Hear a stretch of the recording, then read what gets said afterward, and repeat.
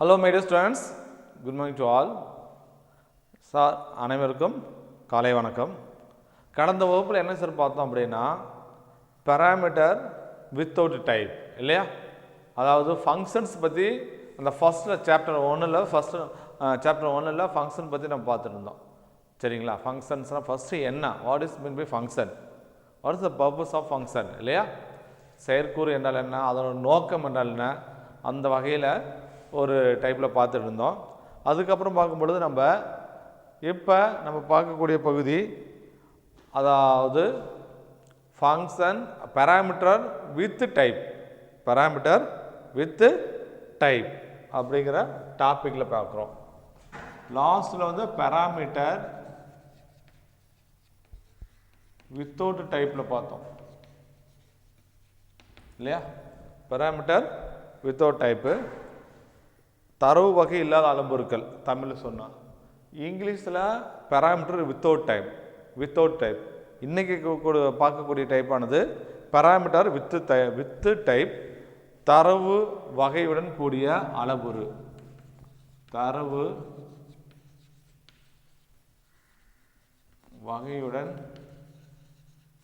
கூடிய அளவுரு.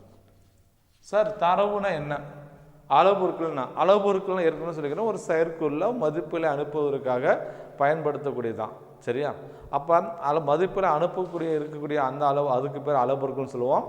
அந்த செயற்குள்ள வரையறை செஞ்சுருக்கிறாங்களா, அதுக்கு பேர் நம்ம என்ன சொல்லுவோம்னா செயலுறுப்புகள். அதாவது சரி, இங்கே வந்து ஆர்குமெண்ட்ஸும் சொல்லுவோம், அங்கே வந்து பேராமீட்டர்னு சொல்லுவாங்க இல்லையா. ஆர்குமெண்ட்னா செயலுறுப்புகள், பேராமீட்டர்ஸ்னா அளவுருக்கள். ஓகேவா, சரி ஓகே. இன்றைக்கி நம்ம பார்க்கக்கூடிய பகுதி தரவு வகையுடன் கூடிய அளவுருகள். லாஸ்ட் கிளாஸ்லேயே நம்ம பார்த்துருக்குறோம். என்னங்க சார் பார்த்தோம் அப்படின்னா, ஒரு ஃபங்க்ஷன்ஸில் பேராமீட்டர் பாஸ் பண்ணி சரி அதோட வேல்யூஸை கண்டுபிடிக்கிறதுக்கு என்ன ஃபங்க்ஷன் வந்து ரெக்கர்சிவ் ஃபங்க்ஷன் இல்லை. சரியா, அப்போ power a to the power of b நம்ம லாஸ்ட்டில் நடத்திருக்கிறேன். a to the power of b, இப்போ 2 power 3 is equal to என்ன 8 இல்லையா. அப்போ 2 3 அப்படிங்கிறது வந்து ஏவோட வேல்யூ 2, பியோட 3ன்னு கொடுத்தோம்னா we will get the answer 8 இல்லையா. ஸோ அதில் வந்து நம்ம டேட்டா டைப்ஸ் லாஸ்ட் கிளாஸில் டிஃபைன் பண்ணியிருக்க மாட்டோம். இப்போ டேட்டா டைப்பு டிஃபைன் பண்ணி, என்னங்க சார் டேட்டா டைப்னா, இந்த வேரியபிள் இந்த வகையான டேட்டாஸ் மட்டும் தான் அக்செப்ட் பண்ணோம், இந்த மாதிரி இந்த வகையான மதிப்புகளை மட்டும் ஏற்றுக்கொள்ளக்கூடியது, ஏற்றுக்கொள்ள வேண்டும் அப்படின்னு நம்ம என்னன்னா நம்ம குறிப்பு கொடுக்குறோம். எதுக்கு, கம்பைலர். அப்போ கம்பைலர் வந்து accept only which data type, அந்த டேட்டா டைப் மட்டும் தான் நம்மளுக்கு எடுத்துக்கும். அதுக்கு என்ன சார் அப்படின்னா, இப்போ requires b greater than or equal 0. அடுத்து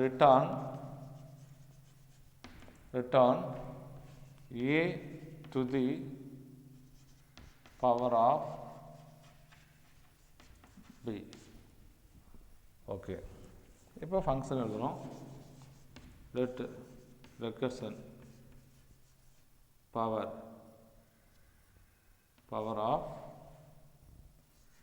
a colon int b colon int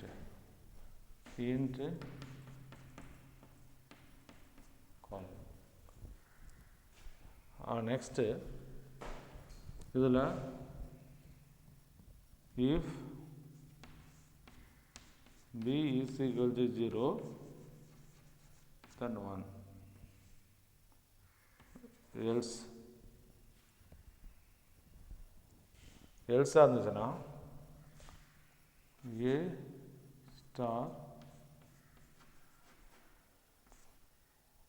a star power of a b minus 1, a star power of b, a star power of a b minus 1. சரிங்களா, okay. இப்போ இதோடைய நோக்கம் என்ன sir அப்படின்னு பார்க்கும் பொழுது, இப்போ வந்து லாஸ்ட் கிளாஸில் என்ன பண்ணியிருப்போம் அப்படின்னா, இந்த ஃபங்க்ஷன் அப்படி இந்த லைனுக்கு பதிலாக எப்படி எழுதியிருப்போம் அப்படின்னா, சரிங்களா, laddu recursion power ab colon is equal to, if b is equal to 0 then 1, else a star power of a b minus 1 இப்படி தான் எழுதியிருப்போம். ஸோ இந்த இடத்துல ஏக்கும் பிக்கு எந்த ஒரு டேட்டா டைப்பும் மென்ஷன் பண்ணலை.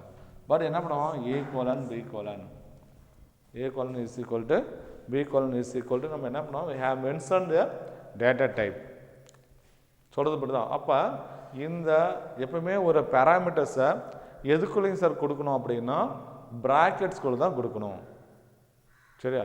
இங்கே பேராமீட்டர் ப்ராக்கெட்டில் கொடுக்கலாம், அதாவது அந்த டேட்டா டைப்பை ரெஃபர் பண்ணும்போது ப்ராக்கெட்டில் கொடுக்கணும் அப்படிங்கிற மாதிரி நம்மளுக்கு கொடுத்துருக்குறாங்க, வேற ஒன்றும் இல்லை. சரியா? இது டேட்டா டைப். அப்போ இந்த பேராமீட்டர் 2 ஆர்குமெண்ட்ஸ் இல்லையா, இங்கே ஆர்குமெண்ட்ஸ் பேராமீட்டர்ஸ் சொல்லுவாங்க. இந்த 2 பேராமீட்டர்ஸும் பார்த்தீங்கன்னா எதில் கொடுத்துருப்பாங்கன்னா 2 ப்ராக்கெட்டுக்குள்ளே கொடுத்துருக்குறாங்க. சரியா? இதுதான் ஒரு செட் ஆஃப் ரூல்ஸ், வேற ஒன்றும் இல்லை.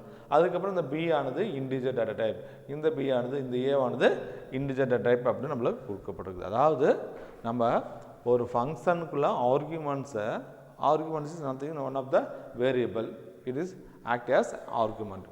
அதாவது வேரியபிள் தான் நம்ம ஃபங்க்ஷனுக்கு, ஃபங்க்ஷனோட நேமு வேரியபிள் நேம் தான், அந்த பேராமீட்டரோட நேமு வேரியபிள் நேம் தான். அது வந்து ப்ராக்கெட்டில் கொடுத்தா பேராமீட்டர் சொல்லுவோம். இந்த இடத்துல பார்த்தோன்னா இது ஃபங்க்ஷனுக்கு முன்னாடி இருக்கிறனால இது வந்து என்னது ஃபங்க்ஷனோட நேம் சொல்லுவாங்க. வேறு இந்த லெட் ரெக்கர்ஷன் அப்படின்னா திரும்ப திரும்ப அப்படின்னு தற்சுழற்சின்னு சொல்லுவாங்க. சரியா? இந்த இடத்துல பவருங்கிறது function name, these are called as a parameters or arguments. சரியா? இப்போ நம்ம என்ன சார் கொடுத்துருக்காங்க அப்படின்னு பார்க்கும்போது parameter with type. When we write the type annotation A and B, type annotation குறிப்பிடப்படுகிறது, A and B குறிப்பிடுறோம். சரியா? or parameters are mandatory. சரியா? Generally we can leave out 3 the annotations. These annotations because similar to the let the compiler infer them. There are times we may want to explicit where write down types. அதாவது வேற ஒன்றும் கிடையாது, இந்த இடத்துல நம்ம எந்த data டைப்பை mention பண்ணணுமோ அந்த டேட்டா டைப்பை நம்ம கொடுத்தே ஆகணும். வெளிப்படையாக சில இடத்துல கொடுக்கணும். இப்போ வந்து இன்டிஜர் டேட்டா டைப் இருக்குது, இங்கேயும் பிங்கிறது இன்டிஜர், அதை வந்து நம்ம என்ன பண்ணுறோம், வெளிப்படையாக கொடுக்கப்பட்டிருக்கணும். அதான் சொல்லியிருப்போம். ஏ மற்றும் பி தரவு வகை குறிப்பு எழுதும் பொழுது அடைப்புக்குறிகளுக்குள் அவசியமானது. பொதுவாக இந்த குறிப்புகளை நாம் விட்டுவிடலாம், ஏனெனில் நெல்பெயர்ப்பு இவற்றை அனுமதிப்பது மிகவும் எளிது. முன்பெல்லாம் நாம் வெளிப்படையாகவே தரவுகளை எழுதுவோம், எந்தவித அர்த்தமும் இல்லாத தரவகை பிழை செய்தியை காட்டும். சரியா? பிழை செய்தியை பெறும். இது மிகவும் பயனுள்ளதாகும். தரவு வகைக்கு வெளிப்படையாக தரவகை குறிப்பு எழுதுவது பிழை செய்தியை திருத்தம் செய்யுது. அதாவது தரவகை வந்து நம்ம என்ன பண்ணோம், ஒரு வெளிப்படையாக நம்ம எழுத சொல்கிறாங்க, வேற ஒன்றும் இல்லை, முதல்ல வெளிப்படையாக இருக்கும். இப்போ வந்து இன்டர்னலாக நம்ம எந்த இடத்துக்கு தகுந்த மாதிரி நம்ம மாற்றி அமைக்கக்கூடிய வகையில் நம்ம தரவு வகையில் நம்ம எழுத முடியும். சரியா? இந்த ப்ரோக்ராமில் நம்ம பார்க்கக்கூடிய பகுதிகள் அப்படின்னு பார்க்கும் பொழுது இந்த பேராமீட்டர்ஸ்க்கு நம்ம என்னது தரவு வகைகளை குறிப்பிட முடியுமா, பண்ண முடியும். அப்போ அந்த பேராமீட்டர்ஸ் அந்த அளவுகளுக்கு தரவு வகைகளை வந்து பிராக்கெட் பிறை அடைப்புகள் கொடுக்கணும். அதுக்கப்புறம் நம்மளுக்கு இது வந்து நம்ம சின்டாக்ஸ் மாதிரி ஏ கோலன்ட்டு, அதாவது இது வந்து எப்படின்னா அல்காரிதம் வடிவத்தில் எழுதியிருக்கிறாங்க. சரியா? அப்போ இந்த ஏ கோலன் இன்ட்டு பி கோலன் இன்ட்டுங்கிறது வந்து ஏபி ஆனது 2 வகை தரவுகளை சார்ந்தது, இண்டிஜர் தரவு வகையை சார்ந்தது. இது ரிசல்ட்டு நம்மளுக்கு இண்டிஜரில் தான் கிடைக்கும் அப்படிங்கிற மாதிரி நம்மளுக்கு மென்ஷன் பண்ணிக்கிறாங்க, வேற ஒன்றும் இல்லை. சரியா? ஓகே, இதில் நம்ம ஃபங்க்ஷனோட நேம் வந்து இப்போ பார்க்க போகிறோம். சார் ஃபங்க்ஷனோட நேம் என்ன சார் அப்படின்னா லெட் ரெக்கர்ஷன். நார்மலாக ஒரு செயற்குறின் பெயர், அதாவது ஒரு ஃபங்க்ஷனோட பெயரை குறிப்பதற்கு லெட் இருந்தால் போதும், லெட்டுங்கிற நேம் இருந்தால் போதும். ஆனால் நம்ம இங்கே இந்த இடத்துல லெட் ரெக்கர்ஷன் அப்படிங்கிற எதுக்காக கொடுத்துருக்கணும், இது வந்து ஒரு தற்சுழற்சி செயற்கூறு. தற்சுழற்சி ரிகர்ஷன் ஃபங்க்ஷன், ரிகர்ஷன்னா தற்சுழற்சி. ஸோ இது வந்து ரிகர்ஷன் அப்படின்னா திரும்ப திரும்ப இப்போ ஏவோட வேல்யூ இப்போ ஏ இஸ் ஈக்குவல் டு 2ன்னு இருக்குது, 2 இன்ட்டு பியோட வேல்யூ என்னது 2 ஏ ஸ்டார் பவர் ஆஃப் ஏ. மறுபடியும் என்ன நம்மளுக்கு பவருக்கு ஃபங்க்ஷனை கால் பண்ணுறோம் 2, இங்கே 3 மைனஸ் 1 மறுபடியும் 2, அப்புறம் என்னது மறுபடியும். அப்போ இதை வந்து திரும்ப கால் இன்ஃபோக் பண்ணிக்கிட்டே இருக்கும். ஏன்னா பவர் ஆஃப் ஏபி பி ஒன்றுங்கிறது எப்பொழுது வந்து பியோட வேல்யூ 0 வருதோ அது வரணும் இந்த ஃபங்க்ஷன் தன்னைத்தானே அழைத்து கொள்கிறது. That is called recursive function. அதனால தான் இது வந்து தற்சுழற்சி செயற்குன்னு சொல்லுவாங்க. அப்படி இருக்கக்கூடிய அந்த செயற்கூறு அந்த ஃபங்க்ஷனுக்கு நம்ம எதை கொடுக்கணும்னா ஆர்இசி அப்படிங்கிற ஃபங்க்ஷன் நேமை எடுத்துக்கலாம். அதாவது ஃபங்க்ஷனுக்கு முன்னாடி ஆர்இசிங்கிற கீவேர்டு, அதாவது லெட்டுங்கிறது ஒரு ஃபங்க்ஷன் டிஃபைன் பண்ணுறதுக்கு, இந்த ரெக்கர்சிவ் ஃபங்க்ஷனை டிஃபைன் பண்ணுறதுக்கு ரெக்குன்னு நம்ம எடுத்துக்கலாம். 1 மார்க்கில் கேட்பாங்க. சரியா தற்சொல் செயல்கூற்றை வரையறுக்க விரும்பினால் லெட்டுக்கு பதிலாக ரெக் என்று பயன்படுத்த வேண்டும். அதான் சொல்லியிருப்பாங்க. சரியா அடுத்து சின்டாக்ஸ் இதிலிருந்து எப்படி சார் எழுதலாம் அப்படின்னு பார்க்கும்பொழுது, இப்போ ஒரு ஃபங்க்ஷன் எழுதுகிறோம்.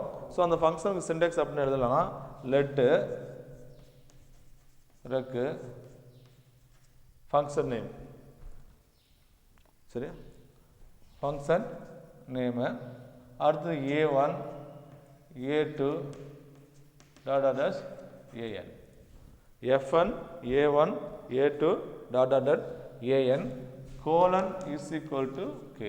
ஏன்னா கேங்கிறது வந்து ஒரு கான்ஸ்டன்ட், இதில் ரிட்டர்ன் பண்ணக்கூடிய வேல்யூஸ் எது வேணுமா இருக்கலாம். லெட்டுங்கிறது கீவேர்டு, ரெக்கர்சிவ் ஃபங்க்ஷனுக்கு குறிப்பதற்காக நம்ம பயன்படுத்தக்கூடியது வந்து rec. Next F1 is a function name கேட்பாங்க. F1 is a function name என்னன்னு கேட்பாங்க.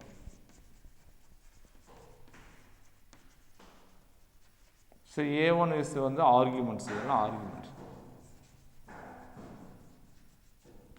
சரிங்களா ஓகே. சின்டாக்ஸ் அப்போ F1 is variable indicating identifier being used as a function name. The name A1 A2 are the variables indicating identifiers used as a parameters. So இந்த இதில் arguments சொல்லணும் R parameters. ஏன் parameters அப்படின்னு சொல்கிறாங்க அப்படின்னா, பேராமீட்டருங்கிறது வந்து function define பண்ணுற இடத்துல பயன்படுத்திக்கிறாங்க, ஆர்குமெண்ட்ஸுங்கிறது ஃபங்க்ஷன் கால் பண்ணுற இடத்துல யூஸ் பண்ணுவாங்க. ஸோ இது வந்து ஃபங்க்ஷன் இடத்துல டிஃபைன் பண்ணுறாங்க.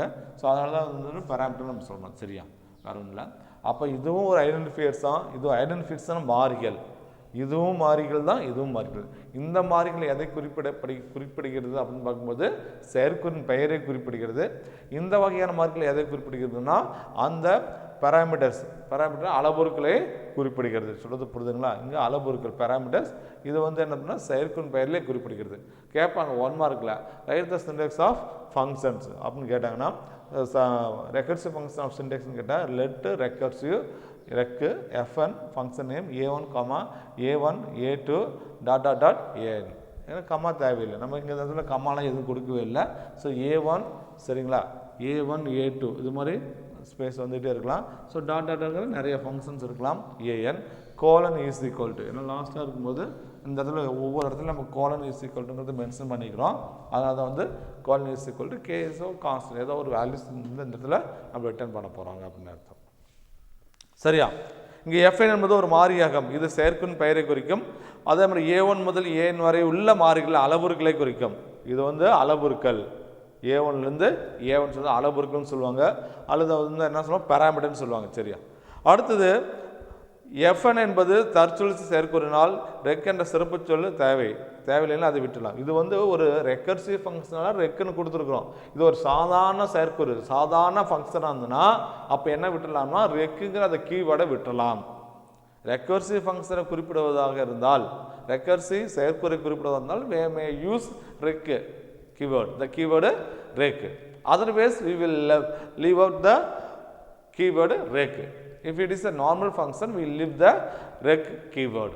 நார்மல் சாதாரண செயற்கூறை தான் நம்ம எதை விட்டுடலாம் அப்படின்னா ரெக்குங்கிற கீவேர்டை விட்டுடலாம்.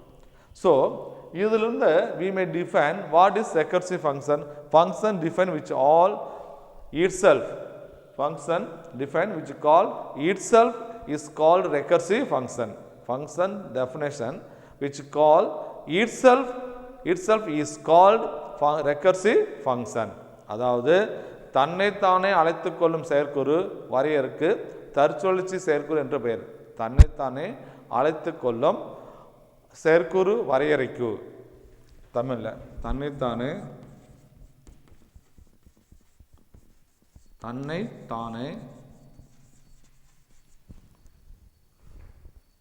அழைத்து கொள்ளும்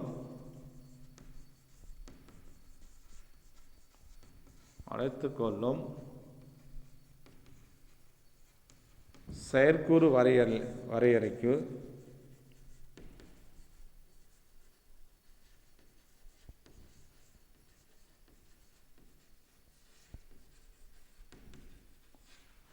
தற்சுழற்சி செயற்குறு என்று பெயர்.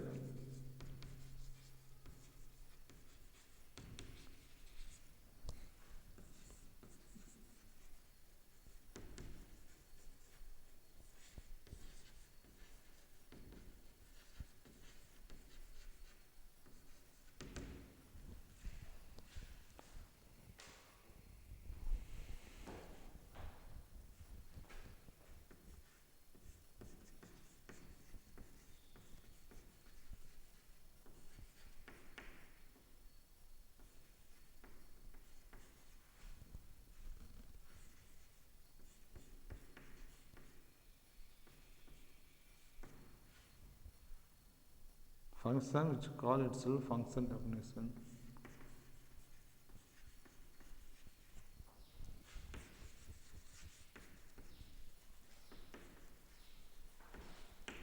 Function which call itself is called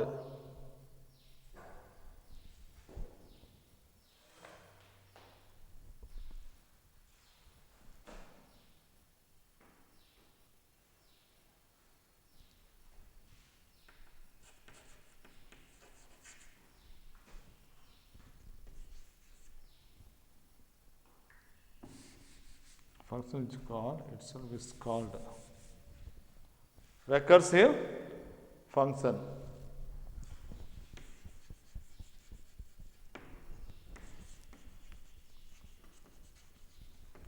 The function which call itself is called a recursive function. ஒரு செயற்குறு தன்னைத்தானே அழைத்துக்கொள்ளும் செயற்குறுக்கு என்ன பேர்னு சொல்லுவாங்கன்னா ஃபங்க்ஷன் ரெக்கர்சிவ் ஃபங்க்ஷன். ரெக்கர்ஸ்னா வேற ஒன்றும் கிடையாது, தன்னைத்தானே அழைத்துக் கொள்ளக்கூடியது. இதில் எக்ஸாம்பிள் பார்த்தோன்னா இந்த பகுதியானது பியோட வேல்யூ 0ஆக இருக்கிற வரலும் திரும்ப திரும்ப தன்னைத்தானே அழைத்துக்கொள்ளும். அதுக்கு பேர் தான் ரெக்கர்சிவ் ஃபங்க்ஷன். சரி, நெக்ஸ்ட் இடைமுகம் வேஸ் செயல்படுத்துதல், இன்டர்ஃபேஸ் வேஸ் இம்ப்ளிமெண்டேஷன். சாரி, அடுத்த பகுதி இது ஒன்று இருக்குது. அடுத்தது எடுத்துக்காட்டாக இதுக்கு வந்து இன்னொரு பகுதி இருக்குது. சரியா, இப்படி இந்த ரெக்கர்சிவ் ஃபங்க்ஷன் பார்த்தீங்களா, இதுவும் சொல்லலாம். அடுத்தது ஒரு சிம்பிள் எக்ஸாம்பிள்ஸ் இருக்கு. என்னங்க சார் அப்படின்னா, to check whether given number is odd or even. அதுக்கப்புறம் இம்ப்ளிமெண்டேஷன் போகலாம். சார் ஆட் ஆர் ஈவன் அப்படிங்கிற ஒரு பார்ட் இருக்குங்க சார். அப்படின்னா அது என்ன எப்படி சார் ப்ரோக்ராம் எழுதுறது அப்படின்னா, ஒரு ப்ரோக்ராமை சரியா, அதாவது ஒற்றைப்படையா இரட்டைப்படையா என் என்பதை அறிவதற்கு ஒரு சிறிய நிரல் எழுதணும். ஸோ ஒற்றைப்படையா இரட்டைப்படையா அப்படிங்கும்போது இப்போ எக்ஸ் என்ற வேரியபிளை ஒரு உள்ளீடு வாங்குகிறோம். அப்போ எக்ஸ் என்ற மதிப்பு ஃபஸ்ட்டு வந்து ஜீரோவோட இருக்கலாம், அல்லது அதை விட பெரிய நம்பராக இருக்கலாம். ஏன்னா ஒரு நம்பர் வந்து ஆடா ஈவனாக இருக்கும்போது ஒன்று 0வாக இருக்கலாம், 1ஆக இருக்கலாம், 2ஆக இருக்கலாம், 3ஆக இருக்கலாம். அப்போ என்ன நம்மளுக்கு ரெக்கர்ஸ் என்ன greater than or equal to 0 ஒரு கண்டிஷன். இது வந்து எதுக்கு நம்ம சொல்கிறோம்னா ஈவனுக்கு வச்சுருக்கிறோம். நெக்ஸ்ட் என்ன சொல்லுவோம், லெட் ஈவன் எக்ஸு கோலன். ஏன்னா லெட்டுக்கு அடுத்து நம்ம என்ன சொல்லுவோம், லெட்டு இது ஒரு ஃபங்க்ஷன் நேம், அதாவது ரெக்கர்ஸ் தேவையில்லை. Laddu even x colon is equal to, இப்போ நம்ம என்ன சொல்லுவோம், எக்ஸு இஸ் ஈக்குவல் டு 0வாக இருந்ததுன்னா ஆட் ஆஃப் எக்ஸ் மைனஸ் 1, அதாவது ஈவனிலிருந்து ஒன்று கழிச்சோம்னா ஆடா, அப்போது ஒன்று ஆடாவாக இருந்தாலும் சரி. அடுத்தது ஆடுனா ட்ரூ. அதே மாதிரி எக்ஸ் இஸ் ஈக்குவல் 0னா நம்மளுக்கு அது இடத்துல நம்மளுக்கு ட்ரூவாக இருக்கும். ரெண்டில் ஏதாவது ஒன்று ட்ரூவாக இருந்தாலும் ரிட்டர்ன் வந்து நம்ம எப்படி இருக்குன்னா ஈவன் இருக்கும், ரிட்டர்னா ஈவன். அதே மாதிரி ரெக்வயர்ஸு எக்ஸோட value greater than or is equal 0. அதே மாதிரி எக்ஸோட வேல்யூ ரெண்டுமே greater than or is equal 0 இருக்கணும். அதே மாதிரி வந்து எப்படி இருக்கும் நம்மளுக்கு, let odd x colon is equal to இந்த இடத்துல என்ன சொல்லுவோம், x not is equal 0 and even of x minus 1 return odd. So இது என்ன சார் அப்படின்னா, சரியா, ஒரு ப்ரோக்ராம் வந்து ஆடு ஆர் ஈவனா ஒற்றைப்படை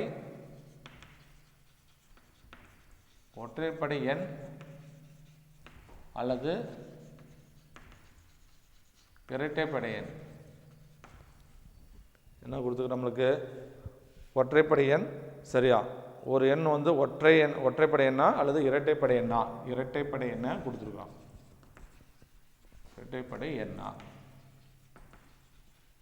என்பதை கண்டறிய ஒரு அல்காரிதம். சரியா? அப்போ ஃபர்ஸ்ட் என்ன எழுதலாம் அப்படின்னா requires x greater than or is equal to requires x greater than or is equal to 0.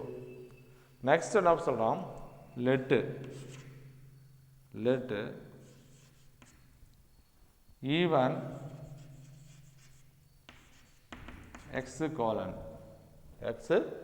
colon is equal to x is equal to 0 or odd of x minus 1. Return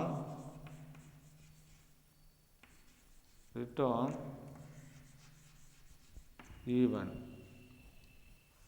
அதே requires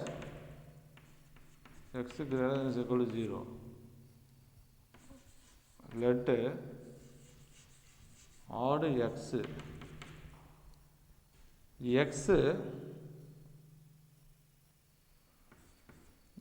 not is equal to 0 and even of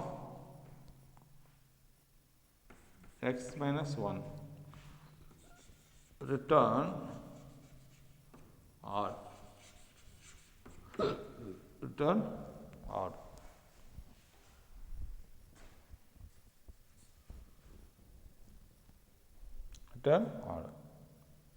சரி, இது என்ன ஒன்றும் புரியல எங்களுக்கு. என்னமோ ஆடு even எழுதியிருக்கிறீங்களே, இதில் வந்து ஒன்றும் புரியல அப்படின்னா கவனிங்க.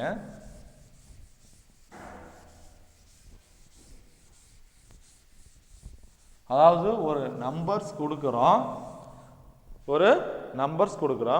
அது வந்து ஒற்றைப்படையா இரட்டைப்படையா ஆட் நம்பரை ஈவன் நம்பரானு கண்டுபிடிக்கிறதுக்கு ஒரு சிறிய ப்ரோக்ராம். சார் ரெக்வயர்ஸ் இப்போ வந்து நான் கொடுக்கக்கூடிய நம்பர் வந்து 4 கொடுக்குறேன். இது ஆட் நம்பரா ஈவன் நம்பரா? Simply we can say it is an even number. But program wise நம்ம செக் பண்ணணும் இது ஈவன் நம்பரானு. First x greater than or equal to 0 condition ட்ரூவா இருக்குதா? 4 greater than or equal to 0. Okay. Let first condition x ஓட value greater than or equal to 0 இருக்கணும். Okay. Let even of x ன்னு கொடுத்துட்டோம். Function x வந்து கால் பண்ணுறோம்.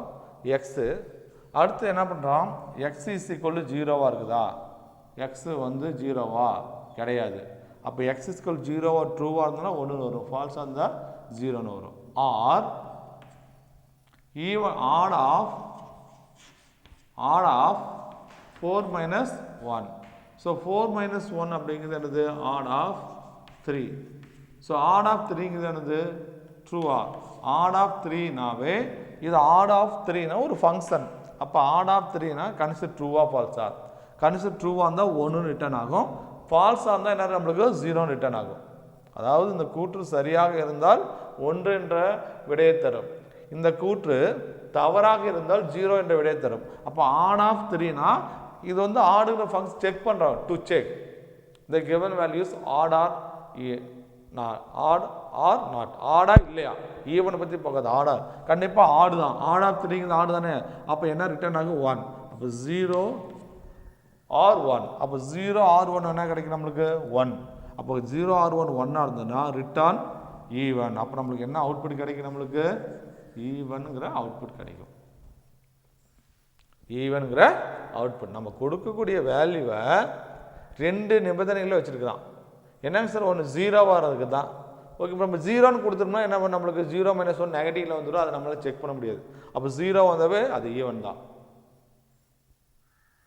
சரியா? இப்போ 1 வந்தால் அது என்ன இருக்கும்? ஆடில் வரணும். சரியா?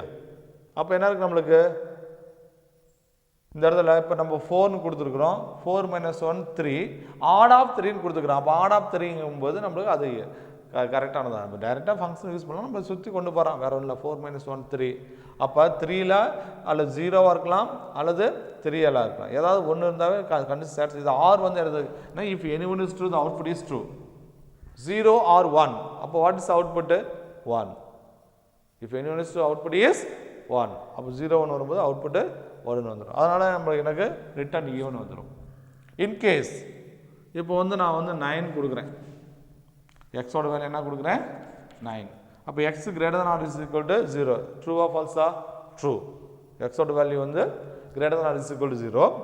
Let odd of x. This is a function definition. This is function name. This is a parameters. அதாவது ஒரு ஃபங்க்ஷனை இன்வோக் பண்ணுறேன், கீழேருந்து நம்ம இன்வோக் பண்ணுறேன். ஸோ ஒரு ஃபங்க்ஷன் டிஃபைன் பண்ணுறதுக்கு என்ன கீவேர்டு யூஸ் பண்ணுவாங்க? லெட்டுங்கிற கீவேர்டு எடுத்துக்கணும். லெட்டு. சார் நீங்கள் முதல்ல சொன்னீங்களே ரெக்கர்சன். ஆமாம், இது ரெக்கர்ஸே கிடையாது. ஒரு டைரெக்டாக ஒரு வேல்யூ பாஸ் பண்ணுறோம். கண்டிஷன் ட்ரூவாக இருந்தால் நம்ம என்ன பண்ணுறோம்? நம்ம கண்டிஷன் ஈவனு, கண்டிஷன் நம்ம கொடுக்குற வேல்யூஸ் ஈவனாக இருந்தால் ஈவனு ரிட்டர்ன் பண்ணோம். ஆடாக இருந்தோம்னா ஆடுன்னு நம்மளுக்கு ரிட்டர்ன் பண்ணும். ஓகே, நம்ம கொடுத்துருக்குது வந்து இப்போ லெட்டு ஆட் ஆஃப் எக்ஸு. இப்போ எக்ஸோட value of x is equal to 9. இப்போ அடுத்து நான் condition x not is x not is equal to 0வா? கண்டிப்பாக எக்ஸோட வேல்யூ 0வாக இருக்கக்கூடாது. கண்டிப்பாக எக்ஸோட வேல்யூ 0 இருக்குதா? கண்டிப்பாக 0 இல்லை. ஏன்னா எக்ஸோட 9. இப்போ இந்த சிம்பிள் கொடுத்தா என்ன சார் அப்படின்னா நாட் ஈக்குவல் டு. இப்போ எக்ஸு நாட் ஈக்குவல் டு 9. ஆமாம், x not equal condition true தானே. ட்ரூனா நம்மளுக்கு என்ன கிடைக்கும்? நம்மளுக்கு 1 ரிட்டர்ன் ஆகும். அப்போ 1 and even of x minus 1. Even of x minus 1 and even of x minus 1 even of 9 minus 1 even of 8. Even of 8 is true or true? Even of 8 9 minus 1 8. அப்போ 1 and 1 return 1. அப்போ இதுக்கு ட்ரூன்னு நம்ம result கிடைச்சிச்சா? அப்போ return ஆடு. அப்போ நம்மளுக்கு என்ன output கிடைக்கும்? நம்மளுக்கு ஆடுங்கிற நம்பர் கிடைக்கும். அதாவது ரெண்டு வழியில் சொல்கிறான். ஒன்று வந்து எக்ஸ் வந்து 0வாக இருக்குதா, அப்படி இருந்தால் ஈவன். அல்லது அதிலிருந்து ஒன்று செப்பரேட் பண்ணு, ஆடுங்கிற ஒரு ஃபங்க்ஷனுக்குள்ளே அந்த வேல்யூஸ் பாஸ் பண்ணு. அப்போ ரிட்டர்ன் 1 இருந்ததுன்னா நம்மளுக்கு என்ன? நம்மளுக்கு ஈவன் வந்துடும். இல்லைங்க சார், இது ஆடாக இருக்கலாம். இப்போ இது இல்லை, அடுத்து ஆடுக்கு போகணும். ஆடுக்கு என்ன பண்ணுவோம்? நம்மளுக்கு சரியா லெட்டு ஆட் ஆஃப் எக்ஸு, எக்ஸோட value greater than = 0, x not = 0.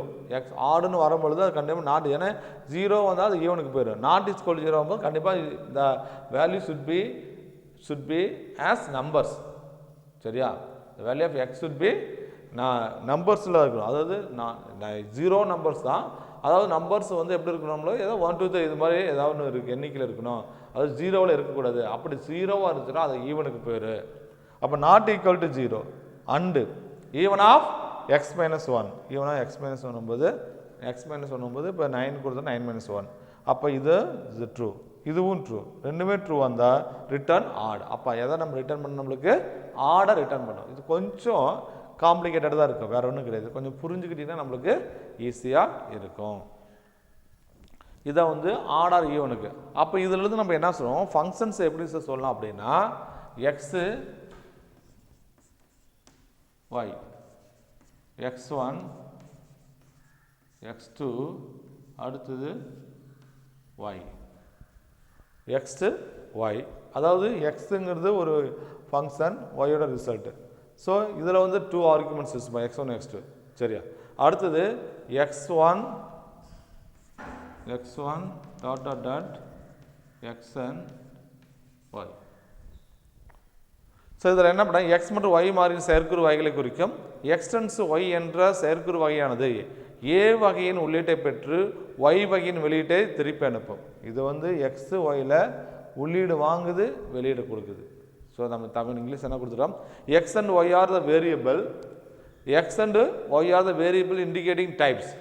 The type extends to y is the type of function that gets an input of type x and values of type values return an output of type y. அதாவது எக்ஸுங்கிறது ஒரு data type, எக்ஸுங்கிற ஒரு value அது ஒரு data type, ஒய்ங்கிறது ஒரு value அது ஒரு data type. X ஆனது இன்புட்டாக வாங்கி நம்ம ஒய்ங்கிற ஒரு ரிட்டர்ன் வேல்யூ ரிட்டர்ன் பண்ணுது. அப்போ எக்ஸுங்கிறது ஒரு டேட்டா டைப்பு, ஒய்ங்கிறதுல ஒரு டேட்டா டைப் ஆஃப் வேல்யூஸ் இருக்குது. சரியா? அடுத்து whereas x1 x2 y is a type of function that it takes two inputs. அப்போ இதில் பார்த்தோன்னா ரெண்டு ஃபங்க்ஷன்ஸ் இருக்குது. x1ங்கிறது ஒரு டைப் ஆஃப் ஃபங்க்ஷன், x2ங்கிறது ஒரு type of function that it takes the two inputs. சரியா? அந்த அடுத்து the first type of x1 and the output to take two inputs, the first input of type x1 and the second type of x2 and returns the output of y, type y. வேற ஒன்றும் இல்லை, இது வந்து ஒரு type, ஒரு ஃபங்க்ஷனில் ஒரு input எடுத்துகிட்டு இன்னொரு இதில் நம்மளுக்கு அவுட்புட் கிடைக்குது. இதில் பார்த்தோன்னா டூ டைப்ஸ் ஆஃப் ரெண்டுமே ஒரே டைப் தான், ரெண்டு ஃபங்க்ஷன் யூஸ் பண்ணால் அதுலேருந்து நம்மளுக்கு என்ன பண்ணுறோம், நம்மளுக்கு ஒரு அவுட்புட்டு நம்மளுக்கு கிடைக்குது. அதுலேருந்து நம்ம என்ன பண்ணுவோம், x1 likewise x1 ... xn tends to y as type x as input n arguments and y type as output. அதாவது y டைப்பில் நமக்கு அவுட்புட் கிடைக்குது. இது x1 x2ல் இன்புட்டாக கொடுக்குறோம். நம்ம ஒரு ஃபங்க்ஷன் மூலிமா இன்புட் கொடுக்குறோம், அல்லது ஒன்றுக்கு மேற்பட்ட ஃபங்க்ஷன் மூலிமா டைப் ஆஃப் இன்புட் கொடுத்து நம்மளுக்கு தேவையான அவுட்புட்டை நம்மளால் பெற முடியும். சரியா? இதுதான் வந்து நம்ம சொல்லியிருப்போம். தமிழில் சொன்னால் எக்ஸ் மற்றும் ஒய் மாறிகள் செயற்குறு வகைகளை குறிக்கும். எக்ஸ் மற்றும் ஒய் வகை மாறிகள் செயற்குறு வகைகளை குறிக்கும். எக்ஸ்டென்ஸ் ஒய் என்ற செயற்குறு வகையானது எக்ஸ் வகையின் உள்ளீட்டை பெற்று ஒய் வகையின் வெளியீட்டை திருப்பி அனுப்பும். எக்ஸ் வகையில் உள்ளீடை பெற்று ஒய் வகையில் நம்மளுக்கு வெளியீட்டை திருப்பி அனுப்பும். அதே சமயம் x1 x2 y என்ற செயற்குறு வகையானது இரண்டு உள்ளீடுகளை பெற்று முதல் உள்ளீட்டின் வகை x1 ஆகும், இரண்டாவது உள்ளீட்டின் வகை x2 ஆகும், திருப்பி அனுப்பக்கூடிய வெளியீட்டின் வகை y ஆகும். அதாவது x1 x2 ரெண்டு உள்ளீடு வகை, முதல் உள்ளீட்டு வகை x1, இரண்டாவது உள்ளீட்டின் வகை x2, திருப்பி அனுப்பக்கூடிய மதிப்பானது y வகை அப்படிங்கிற மாதிரி நம்ம சொல்லிக்கிறாங்க. அதாவது x1 ... xn tends to y, n அளவுருக்கள், அதில் எத்தனை அளவுருக்கள் நம்ம செயற்குறில் கொடுத்துருக்கலாம். சரி, உள்ளீட்டு வகை x ஆகும், வெளியீட்டு வகை y ஆகும். அடுத்து அனைத்து செயற்குழும் ஸ்டாட்டிக் வகையாகும், வரையறையாகும். ஸ்டாட்டிக்னா மதிப்பு நிலையான, அனைத்து செயற்குறு வகைகளும் ஸ்டாட்டிக் வரையறையாகும். டைனமிக் செயற்குறு வரையறைகளோ கிடையாது, டைனமிக்கில் மாறக்கூடிய வகைகள் கிடையாது அப்படின்னு ஒரு 1 மார்க் சொல்கிறோம். அடுத்தது implementation, interface best implementation.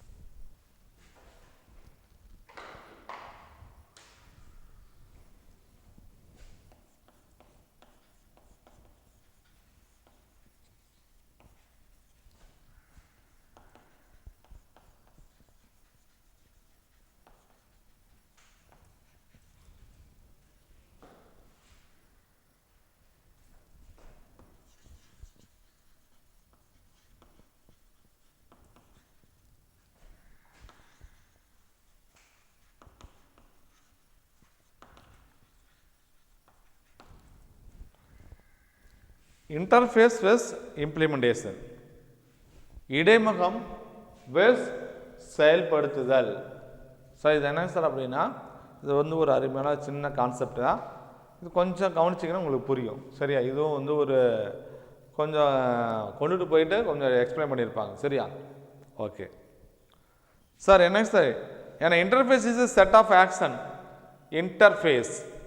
An interface is a set of action that an object can do. Interface என்பது ஒரு பொருள் செய்யக்கூடிய செயல்களின் தொகுப்பு இடைமுகமாகும். an interface is set of action that an object can do. ஒரு பொருள் ஆப்ஜெக்ட் செய்யக்கூடிய அந்த செயலை பற்றி சொல்கிறதா வந்து இன்டர்ஃபேஸ். ஒரு பொருள் செய்யக்கூடிய செயல்களின் தொகுப்பு இடைமுகம். இடைமுகம் அப்படின்னா இன்டர்ஃபேஸ். அப்போ interface is a set of action that can object do. ஒரு ஆப்ஜெக்ட் ஆனது செய்யக்கூடிய செயலை சொல்லுவது தான் இப்போ என்ன சொல்லுவோம்னா இன்டர்ஃபேஸ்.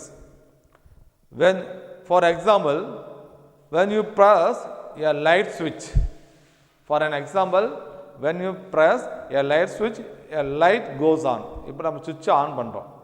சுவிட்ச் ஆன் பண்ணால் என்ன இருக்கும்? லைட்டு பவர் சப்ளை ஆகுது, உடனே light எரியாது. goes on. You may not have cared how it spares the light in object oriented program. அதே மாதிரி தான். அதாவது ஒரு மின்விளக்கின் சுவிட்சை அழுத்தும் பொழுது மின்விளக்கு ஒளிகிறது. அது எவ்வாறு ஒளிகிறது என்பது நம்மளுக்கு கவலை இல்லை.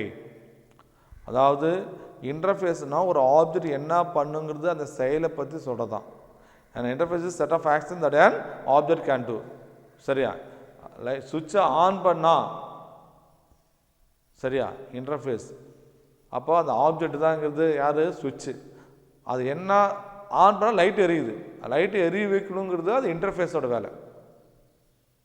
சொல்கிறது புரியுதுங்களா? இப்போ லைட் அப்படி சுவிட்சு அப்படிங்கிறது ஆப்ஜெக்ட், எரியணும் அப்படிங்கிறது வந்து இன்டர்ஃபேஸ். ஆமாம், இந்த ஆப்ஜெக்டை கிளிக் பண்ணால் உடனே அந்த ஆப்ஜெக்ட் என்ன வேலை செய்யுதுன்னு சொல்கிறது பற்றி அதுதான் இன்டர்ஃபேஸ். அதான் சொல்லுவோம் interface set of action that an object can do. சரியா? ஆப்ஜெக்டை என்ன பண்ண முடியும்? இந்த சுவிட்சை ஆன் பண்ணால் லைட் எரியும், ஆஃப் பண்ணால் லைட் ஆஃப் ஆகும். அப்போ இதில் ஆப்ஜெக்ட் யார்? சுவிட்சு. இன்டர்ஃபேஸ் யார்? லைட்டு எரியணுமா ஆஃப் பண்ணுமா? சொல்கிறது புரியுதுங்களா? இதுக்கு பேர் தான் என்ன சொல்லணும்னா interface. For example when you press a light switch the light goes on. You may not have cared how it spares the light. நம்ம அது எப்படி எரியுது அப்படிங்கிறத பற்றி நம்மளுக்கு கவலை இல்லை. சரியா? அது அழுத்தும் பொழுது மின்விளக்கு ஒளிர்கிறது, அது எவ்வாறு ஒளிர்கிறது என்பது கவலை இல்லை. Okay. In object oriented programming language, object orient பொருள் நோக்கு நிரலாக்க மொழிகளில் ஏன்னா interface is a description of all function. அப்போ இன்டர்ஃபேஸுங்கிறது எல்லா ஃபங்க்ஷன் டிஃபைன் பண்ணும். Describe all the function that a class must have in order to new interface. For in our example, anything that acts like a light should have function definition like turn on and turn off. அப்போ அந்த டெஃபினேஷனுங்கிறது என்னது? நம்மளுக்கு இம்ப்ளிமெண்டேஷனில் அதில் turn on turn of, சுவிட்சு தட்டுனா on பண்ணும், சுவிட்சு எப்படி பார்த்தினா ஆஃப் பண்ணணும் அப்படிங்கிறத அந்த ஃபங்க்ஷன்ஸை டிஃபைன் பண்ணியிருப்பான். எதுக்குள்ளார அந்த ஆப்ஜெக்ட் ப்ரெஸ் பண்ணால் இது மாதிரி ஃபங்க்ஷன்ஸ்லாம் இருக்குது. அதில் யாருன்னா இன்டர்ஃபேஸ் தான் செயல்படுது தான். Function definition like turn on turn of. The purpose of interfaces is to allow the computer to enforce the properties of the class type. சரியா? whatever the interface is, it may be function called x, y, z etc. Sir என்ன sir அப்படின்னா வரணும்ல இடைமுகம் என்பது அனைத்து செயற்குழுவின் விளக்கங்கள் ஆகும். ஒரு புதிய இடைமுகமாக இருப்பதற்கு இனக்குழு கண்டிப்பாக இவற்றை கொண்டிருக்க வேண்டும். நமது எடுத்துக்காட்டு மின்விளக்கை செயல்படுத்தும் மின்விளக்கை போல் செயல்படும் எதுவும் டர்ன் ஆன் டர்ன் ஆஃப் என்ற செயற்குறு வரையறைகளை கொண்டிருக்கும். அப்போ ஒரு மின்விளக்கு ப்ரெஸ் சுவிட்சு ஆன் பண்ணுறோம் ஆஃப் பண்ணுறோம். அப்போ டர்ன் ஆன் டர்ன் ஆஃப்ங்கிற செயல்பாடுகள் இருக்குதா? அதெல்லாம் என்ன? அது இடைமுகத்தில் கூடிய செயற்கூறுகள், வேற ஒன்றும் கிடையாது. அடுத்தது A class declaration. Class sir என்னங்க சார் கிளாஸ்னால் என்னங்க சார்? ஏற்கனவே பார்த்துருக்குறோம்னு நினைக்கிறேன். நீங்கள் வந்து டேவ் C++ல் படிச்சிருப்பீங்க. கிளாஸ் இதுலேயும் பார்த்துருப்போம். இங்கே நம்மளுடைய பைத்தான்லையும் பார்த்து கிளாஸ் அப்படின்னாவே அதில் ஒரு ஆப்ஜெக்ட்ஸ், அதுக்குள்ள என்ன இருக்கும்? ஃபங்க்ஷன்ஸ் இருக்கும். அதில் என்ன இருக்குது? கன்ஸ்ட்ரக்டர் இருக்கும், டெஸ்ட்ரக்டர் இருக்குதா, அதில் இன்ஹெரிட்டன்ஸ் பேஸ் பண்ணியிருக்கோம்.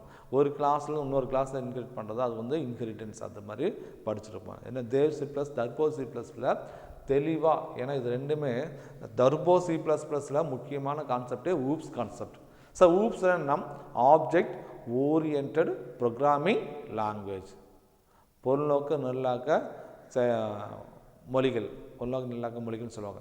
சார் சிக்கும் சி ப்ளஸ் இந்த ஊப்ஸ் கான்செப்ட் தான். இது வந்து ஒரு பவர்ஃபுல்லான கான்செப்ட். இதை பேஸ் பண்ணி தான் நிறையா நம்ம ஒர்க்கெல்லாம் நிறையா பண்ண முடியும் அப்படின்னு சொல்கிறோம். A class declaration combines the external interface, சரியா, external interface with an implementation of that interface. An object is instance created from the class. சரி, கிளாஸ்லேருந்து உருவாக்கக்கூடியதுக்கு பேர் தான் என்ன இருக்குதுன்னா ஆப்ஜெக்ட். இதில் என்ன சொல்லிக்கிறாங்கன்னா, எனக்குள்ள அறிவிப்பானது வெளிப்புற இடைமுகத்தோடு, எனக்குள்ளது கிளாஸ், எனக்குள்ள அறிவிப்பானது வெளிப்புற இடைமுகத்தோடு உள்ளது, அதன் உள்ளமை நிலை அந்த இடைமுகத்தை செயல்படுத்தும் செயல்பாட்டுடன் பண்புகளை உடைய குறிமுறையை இணைக்கிறது. அது என்ன செயல்படணும் அப்படிங்கிறது அந்த அந்த அந்த அடிப்படையோடு இணைக்கப்பட்டிருக்குது. பொருள் என்பது இனக்குழுவால் உருவாக்கப்பட்ட சான்றுராகும். கேட்பாங்க, பொருள் அப்படிங்கிறது இனக்குழு சான்று.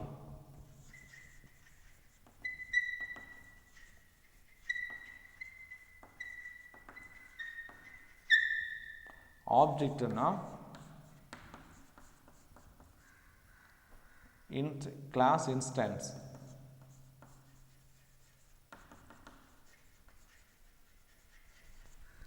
கிளாஸோட இன்ஸ்டன்ஸ் எனக்குள்ள சான்று, அது கிளாஸ் வேரியபிள். அது மாதிரி ஒன் மார்க் கேட்பாங்க. சரியா, இதில் என்ன கொடுத்துக்கிறான்னா நம்மளுக்கு, சரியா, ஒரு ஆப்ஜெக்ட் அப்படின்னா, சரியா, இதில் object is a instance created from the class. இன்ஸ்டன்ஸ்னா சான்று, வேற ஒன்றும் இல்லை, இனக்குழு சான்று, கிளாஸ் வேரியபிள், இது மாதிரி நிறைய பேர் இருக்குது ஆப்ஜெக்ட். கண்டிப்பாக இந்த ஆப்ஜெக்ட் இல்லாமல் கிளாஸை நம்ம அக்சஸ் பண்ண முடியாது. கண்டிப்பாக கிளாஸ்ன்னு ஒன்று இருந்துச்சுன்னா கண்டிப்பாக என்ன இருக்குன்னா ஆப்ஜெக்ட். சரி, ஆப்ஜெக்ட் இருந்ததுன்னா கண்டிப்பாக கன்ஸ்ட்ரக்ட் டெஸ்ட்டுக்கு இருக்கலாம், டைரெக்டாக இருக்கலாம், இன்டைரக்டாக இருக்கலாம். சரியா, கண்டிப்பாக எல்லாத்துலேயும் கன்ஸ்ட்ரக்ட் டெஸ்ட்டுக்கு இருக்கும். சரியா, அப்போ அந்த ஆப்ஜெக்ட் இருந்ததுனாவே அப்போ அந்த கிளாஸ் இருக்குன்னு அர்த்தம். கிளாஸ் இருந்தால் தான், கிளாஸ் இருக்குனாவே கண்டிப்பாக ஆப்ஜெக்ட் இருக்கணும். சரியா, ஓகே. அடுத்து the difference between interface verse implementation. Interface versed implementation. அப்போ இன்டர்ஃபேஸுக்கும் இம்ப்ளிமெண்டேஷனுக்கும் என்னங்க சார்? இன்டர்ஃபேஸ்னா இடைமுகம், இம்ப்ளிமெண்டேஷனா செயல்படுத்துதல். Okay, first point, interface just defines what an object can do. Interface just defines what an object can do. Interface just define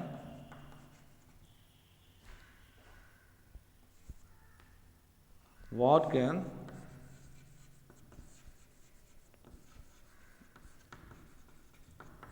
object. So interface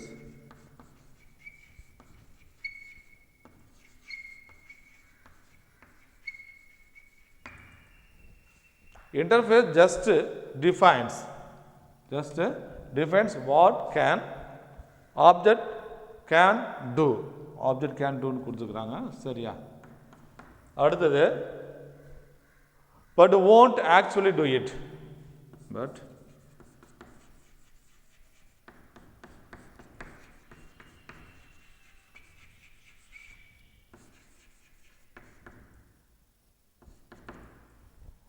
இதே மாதிரி interface implementation carries out the instruction define in the interface.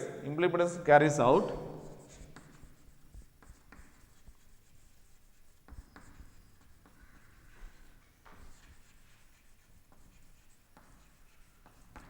implementation carries out the instruction defined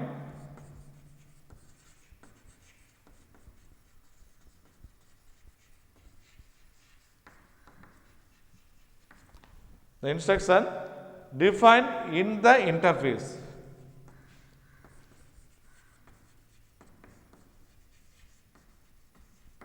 so அப்படின்னா என்ன sir? அப்படின்னா இடைமுகம் ஒரு பொருள், interface just defines what can object can do.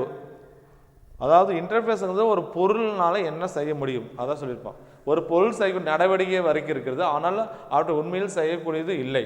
அவற்றை, அதாவது ஒரு பொருள் என்ன செய்யணும்னு சொல்லுது, ஆனால் அதை அது என்ன செய்யணும்னு சொல்லலை. அது என்ன செய்யணும்னு சொல்லுது, அது எப்படி செய்யணும் பற்றி நம்ம சொல்லலை. இன்டர்ஃபேஸை, இது இன்டர்ஃபேஸோட செயல்பாடு. இம்ப்ளிமெண்டேஷன் செயல்படுத்துதல், இடைமுகத்தில் வரையறுக்கப்பட்டுள்ள கட்டளைகளை நிறைவேற்றுகிறது. implementation carries out the instruction defined in interface.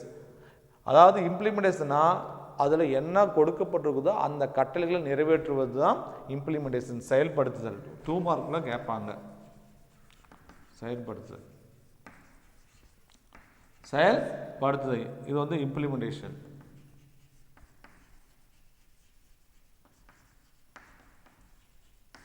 Implementation interface.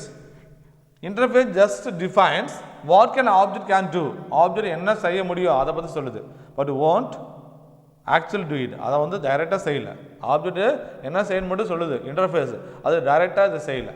ஆனால் இம்ப்ளிமெண்டேஷன் என்ன சொல்லலாம், implementation carries out the instruction define in the interface. அதாவது இம்ப்ளிமெண்டேஷன் இந்த கட்டளைகளை என்னது நிறைவேற்றுகிறது. அதான் சொல்லியிருப்பான், இடைமுகத்தில் வரையறுக்கப்பட்டுள்ள கட்டளைகளை நிறைவேற்றுவது. அப்போ இந்த இம்ப்ளிமெண்டேஷன் அப்படின்னா, இப்போ நான் வந்து அந்த ஒர்க்கை செய்ய அப்படிங்கிறது வந்து ஒருத்தர் சொல்கிறோம், அது ஆப்ஜெக்ட். அதுக்குள்ளே என்னென்ன இருக்குது செயல்படுத்துது பார்த்தியா, அதுக்கு பேர் தான் இம்ப்ளிமெண்டேஷன். ஸோ இன்டர்ஃபேஸுங்கிறது அப்படியே ஆர்டர் கொடுக்குற மாதிரி, இம்ப்ளிமெண்டேஷனுங்கிறது அது கூட கட்டளைகளை நிறைவேற்றுவது தான். இதுக்கு என்ன நடக்குதுன்னு உள்ளார தெரியாது, இது செய்யாது. அதை செயல்படுத்துறது யாருன்னு கேட்டால் இம்ப்ளிமெண்டேஷன். சுவிட்சை ஆன் பண்ணால் லைட் எரியுது, அது இன்டர்ஃபேஸ். அது எப்படி செய்யுது, இங்கே டச் ஆனால் இங்கே ஸ்பார்க் ஆகணும், ஸ்பிளாஷ் ஆகணும் அப்படிங்கிற செயல்பாடை யார் நிறைவேற்றுவதுன்னு பார்த்தா implementation. This is the difference between the interface and implementation. இடைமுகம் செயல்படுத்துதல், இடைமுகம் செயல்படுத்துதல். மார்க்கில் 1 மார்க்கில் 2 மார்க்கில் நம்மளுக்கு தெளிவாக கேட்பாங்க, இன்டர்ஃபேஸ்னா என்ன, இம்ப்ளிமெண்டேஷன் என்ன. அடுத்தது சரியா, characteristics of interface. Characteristics of interface. இன்டர்ஃபேஸோடைய நம்மளுக்கு சில பண்புகள் பற்றி சொல்ல, பண்புகள் அப்படிங்கிற மாதிரி நம்மளுக்கு கொடுத்துருக்குறாங்க. சரியா, அடுத்தது characteristics. The class template. The class template specifies the interface to enable an object to created and operated properly. அதாவது ஒரு பொருளை முறையாக உருவாக்கி வழங்கும் அதனை செயல்படுத்துவதற்கும் தேவையான இடைமுகத்தை இனக்குழு வார்ப்புரு குறிப்பிடும். ஒரு பொருளை வந்து முறையாக உருவாக்கணும், அதை செயல்படுத்துறதுக்கு தேவையான இடைமுகத்தை. ஒரு பொருள் பல ஒரு சுவிட்ச் இருக்குதான், சுவிட்ச் ஆன் பண்ணோம்னா என்ன நம்மளுக்கு லைட் எரியணும் அல்லது லைட் ஆஃப் பண்ணணும். அப்போ அதுக்கு என்னது டர்ன் ஆன் டர்ன் ஆஃப், இது மாதிரியான என்னது அந்த முறையான செயல்பாட்டை வழங்குவதான இடைமுகம். சரியா, அதாவது இன்டர்ஃபேஸ் அப்படிங்கிறது என்ன பண்ணணும்னா, இப்போ நம்ம சுவிட்சை ஆன் பண்ணோம், சுவிட்சுங்கிறது ஒரு ஆப்ஜெக்ட், அதில் ப்ரெஸ் பண்ணால் லைட் எரியணும், மேலே ப்ரெஸ் பண்ணால் கீழே ப்ரெஸ் பண்ணால் லைட் எரியணும், ஆஃப் பண்ணணும். அப்போ மேலே ப்ரெஸ் பண்ணால் டவுன் ஆன் டவுன் ஆஃப் அப்படிங்கிற அந்த செயல்பாட்டை வரைகிறது செய்யணும் யாருன்னா இந்த இன்டர்ஃபேஸ் தான். சரியா, செகண்ட் பாயிண்ட், ஏன்னா object attributes and behaviour to control by sending function to the object. சரியா, செயற்கூறுகளை பொருளுக்கு அனுப்புவதன் மூலம் பொருளின் பண்பு கூறுகளையும் கட்டுப்படுத்துகிறது. அதாவது இந்த செயற்கூறு அந்த ஃபங்க்ஷன்ஸை டேர்ன் ஆன் டேர்ன் ஆஃப்ங்கிற அந்த ஃபங்க்ஷன்ஸை யாருக்கு அனுப்புது, அந்த ஆப்ஜெக்ட் இங்கே ப்ரெஸ் பண்ணால் இந்த டேர்ன் ஆங்கிற ஃபங்க்ஷன் ஒர்க் ஆகும், இப்படி ப்ரெஸ் பண்ணால் டேர்ன் ஆஃப்ங்கிற ஃபங்க்ஷனாக ஒர்க் ஆகும். அப்படிங்கிற வந்து என்ன டிஃபைன் பண்ணக்கூடியது யாருன்னு கேட்டாங்கன்னா அதை கட்டுப்படுத்துவாருக்கிட்ட இந்த இன்டர்ஃபேஸ். அதான் வந்து இடைமுகத்தின் பண்புகள். சரியா, அடுத்தது for an example, increase the car speed. For example, increasing the car speed. இப்போ காரோட ஸ்பீடை நம்ம அதிகரிக்கிறோம்,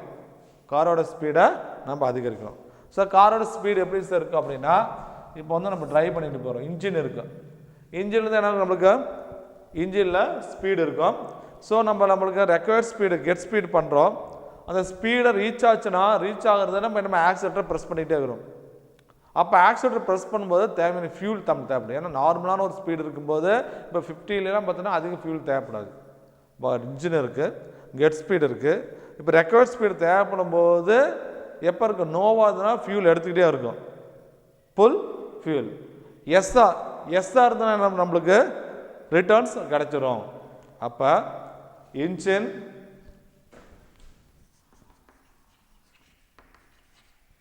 இருக்குது,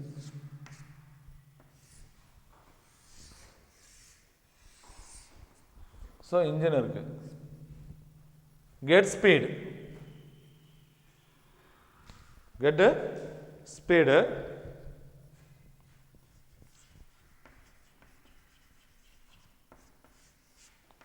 இதில் வந்து ரெக்வயர்ட் ஸ்பீடு.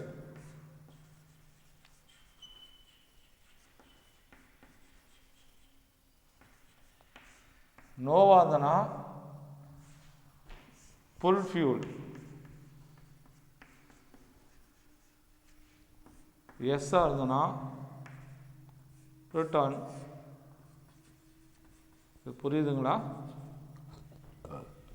இப்போ இன்ஜின் இருக்குது, ஸ்பீட் போயிட்டுருக்குறோம், கெட் ஸ்பீட் நார்மல் ஸ்பீடு. இது ரெக்வயர்ட் ஸ்பீடு. அப்படியே ப்ரெஸ் பண்ணுறோம், ஸ்பீடு இன்க்ரீஸ் பண்ணுறோம். இப்போ வந்து 50 100 வேணும். இப்போ நம்ம வந்து 50 தான் இருக்குது. அப்போ 50 இருக்கும்பொழுது இன்னும் ரீச் ஆகலை. அப்போ 50 இருக்கும்போது நம்ம என்ன ஃபுல் ஸ்பீடாக ரெக்வயர்ட் ஸ்பீடாக ரீச் ஆகலை. ரீச் ஆகிற வரல என்ன பண்ண நம்மளுக்கு ஃபியூல் எடுத்துக்கிட்டே இருக்குமா?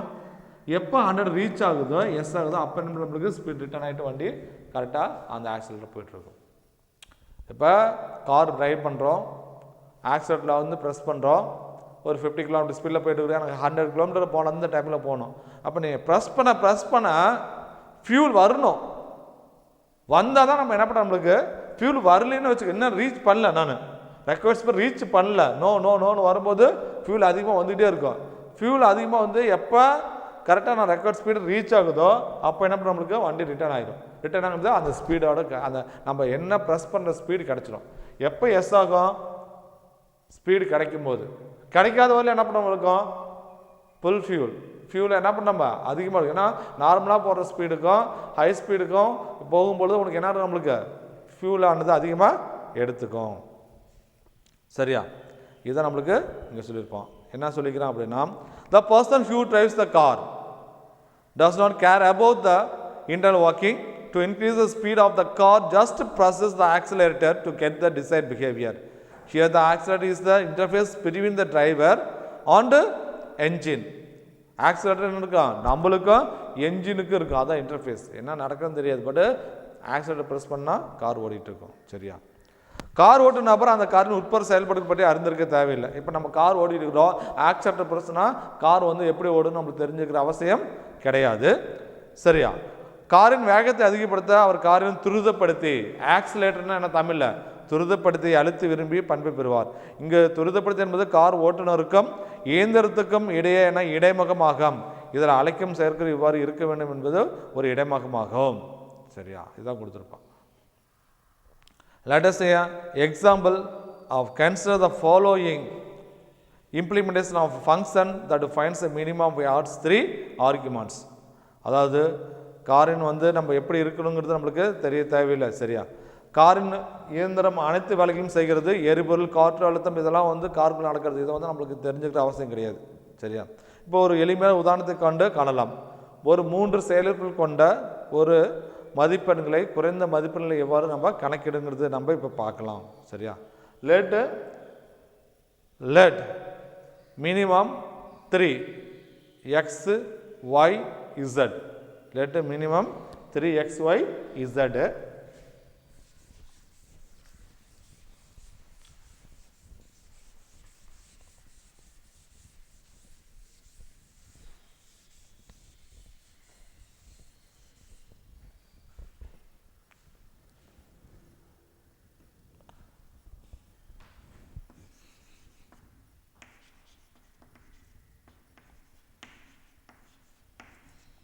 Let minimum 3x y z colon is equal to. இப்போ ஒரு 3 வேரியபிள் கொண்ட இதை எடுத்துக்கிறோம். if x less than y, if x less than y, if x less than y, then if x less than z, then if x less than y, then if x less than y z, then x.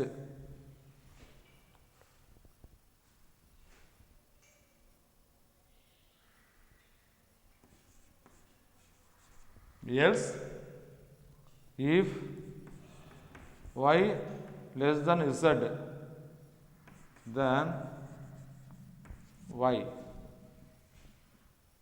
else x z. இதில் என்ன சொல்லணும்னா to find the minimum of given 3 numbers, வேற ஒன்றும் கிடையாது. அதாவது ஒரு சர்க்கிளில் 3 மதிப்புகள் கொடுக்குறோம். அந்த 3 மதிப்புகளில் சிறிய எண்ணை கண்டுபிடிக்கணும். சரியா? இதில் என்ன அப்படியே ஒரு 3 நம்பர், இப்போ வந்து 10, 5, 12, 10, 5. இப்போ 10, 5, 10 less than 5. கண்டிஷன் ட்ரூவா இருந்தால்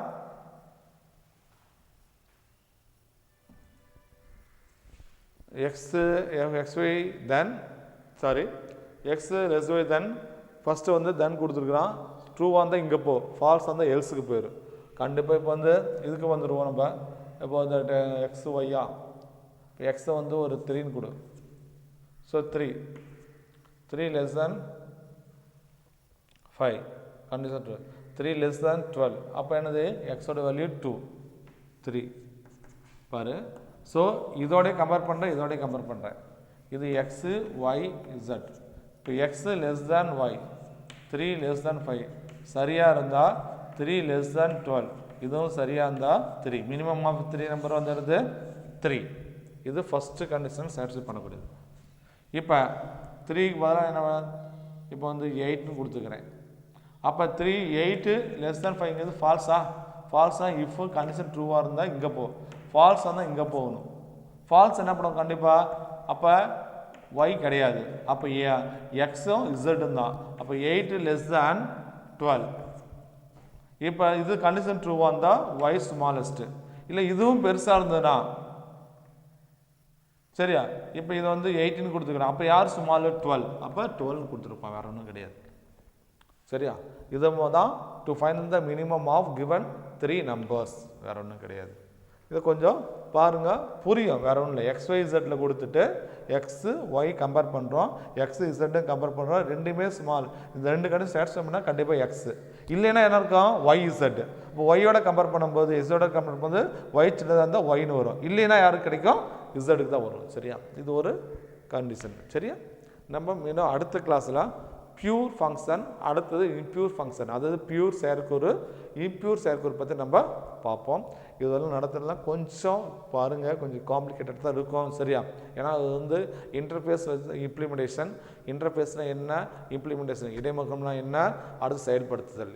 இடைமுகம்ங்கிறது ஜஸ்ட்டு அதில் இருக்க டிஃபைன் தான் பண்ணும், செயல்படுத்தாது. அந்த இம்ப்ளிமெண்டேஷன்னா என்னன்றது செயல்படுத்துறது தான் வந்து அந்த கட்டளைகள் நிறைவேற்றுறது இம்ப்ளிமெண்டேஷன். அதுக்காக தான் இது இவ்வளோ தூரம் சொல்லியிருக்காங்க. சரியா? அடுத்தது நம்ம மீண்டும் அடுத்த கிளாஸில் நம்ம சந்திப்போம்.